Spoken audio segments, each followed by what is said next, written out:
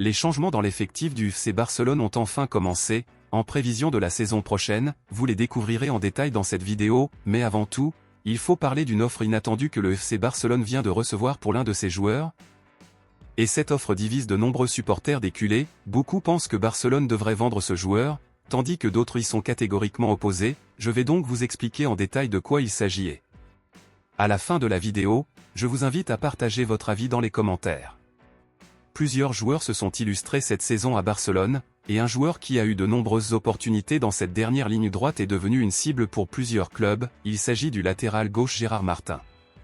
Gérard Martin a gagné beaucoup de temps de jeu en fin de saison, puisqu'il a dû être titulaire à la place de Baldé pendant sa convalescence. Pour beaucoup, Gérard Martin a été la plus grande surprise de l'effectif barcelonais, grâce à son excellent travail malgré son jeune âge. En raison de sa notoriété, plusieurs clubs s'intéressent actuellement à Gérard Martin et feront des offres à Barcelone pour recruter le joueur. Barcelone ne compliquera pas la tâche à Gérard Martin et est ouvert aux offres. Cependant, le club ne vendra le joueur que s'il le souhaite réellement, il est donc prêt à le laisser décider. Et vous, êtes-vous pour ou contre la vente de Gérard Martin? Donnez votre avis dans les commentaires. Avec la probabilité que Gérard Martin soit vendu, Barcelone étudie déjà un remplaçant. Alejandro Grimaldo et Sergio Henrique semblent actuellement les meilleures options.